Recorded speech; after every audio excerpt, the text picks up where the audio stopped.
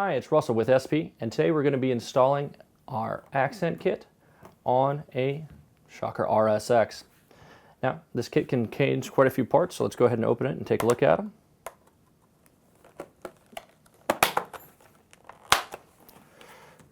First, let's go ahead and install a barrel back. We're not going to cover that install in the video. Pretty easy how to screw your barrel on. Locking feed tube lever, back cap that already has the bumper installed, ASA knob, detent covers, both already have ball detents installed in them, and trigger. Now the trigger already has the bearings pressed in. It is dual sealed ball bearings, so it's the same as your stock one. Also has the set screws already installed, and they're already got a little bit of Loctite on them, so they're all ready to go, ready to be installed. We're going to go ahead and start with our detent, our eye covers. So very simply, just insert the Allen key, and we're going to unscrew it. Now you notice on these screws they have a small O-ring. Now that's not a sealing O-ring, that's just simply there to keep the screw snug without having to use Loctite. Because you don't want to Loctite very small screws like that, just because you don't want to have to work real hard to get them off and potentially strip out the head. So that's why we don't Loctite those, and that's why they have an O-ring. So take off our stock one. We're going to drop in our new one. Now what's cool is because the detents are already installed, you're literally just one tool in and out here. Just drop it right into place. Put our screw back in. And just run our screw back in snug. Now that doesn't need to be overly tight. Again, just snug. And the same process quickly on the other side.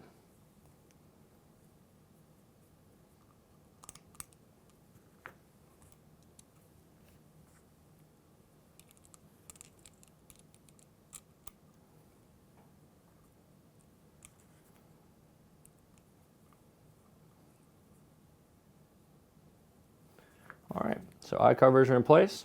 Let's go ahead and do the ASA knob. Real simple here, just unscrew it all the way, pull her out, set it off to the side.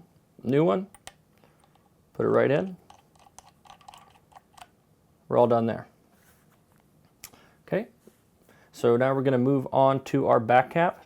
To do that, you're going to need to eject the bolt kit. So you can set the gun aside once you've done that. Now there's a heavy spring in here. This is for the bolt ejection, so we want to make sure we don't launch any pieces across the room in doing so. So what I generally do is go ahead and grab a hold of the blue section of your bolt and use your palm to loosen that up.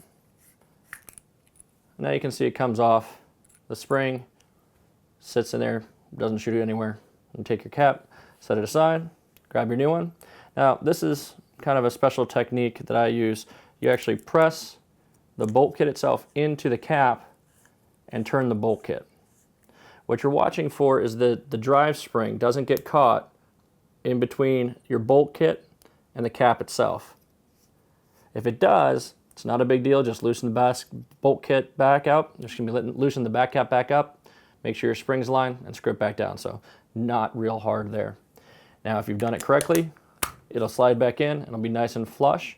If it isn't flush anymore, you probably caught that spring and you'll need to just take it out and repeat the process till you get that spring free and clear. Next, we're going to go ahead and do the trigger. The trigger is very easy to do. Again, we're going to grab our Allen key and we're loosening the set screws that are just ahead of our grip screw. So our grip screw is here, and then the set screw ahead of it is what we're loosening.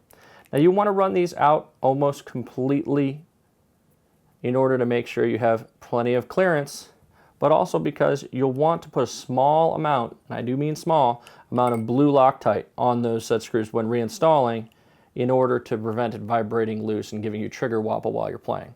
So once that's loose, we can go ahead and take the trigger straight out through the frame. Pick our new one, put it right back in the frame there. And as I said, normally you'd put a little bit of Loctite on it, but just because this is a demonstration, we're just going to run them in.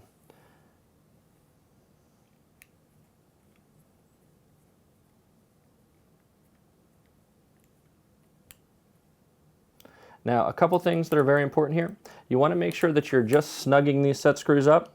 You're not over tightening, because if you over tighten, there's a chance you can actually bow out the frame and cause some damage to your frame there. The other thing you want to do is make sure you work back and forth from either side so that you center the trigger in the trigger slot so it doesn't grind or rub on one side of the frame or the other. You'll also notice that I'm working the trigger back and forth as I set my set screws, just to make sure it's maintaining good contact and engaging the micro switch well.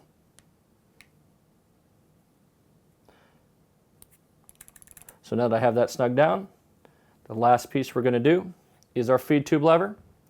Now the feed tube lever has a couple components.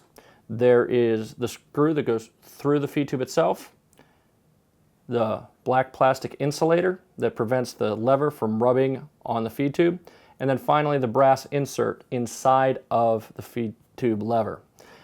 So what we're going to do is I put my finger over the brass portion so that it doesn't just fall out and roll away on me, and then we'll take our Allen key and go ahead and unscrew that completely from the brass piece.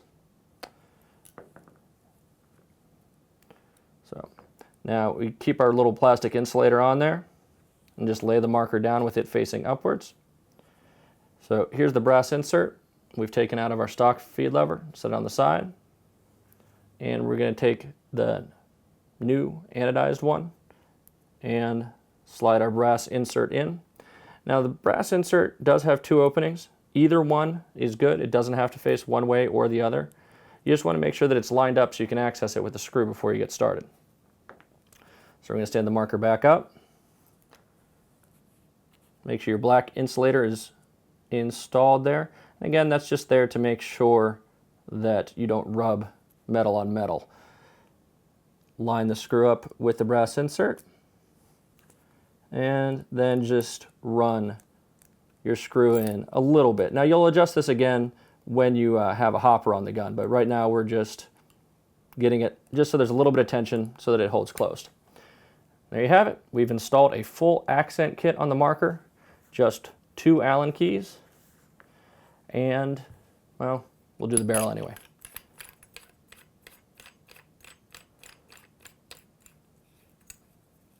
There you have it. Very simple install of the accent kit. Very few tools. Shouldn't take you very long. These are available from your favorite SP retailer.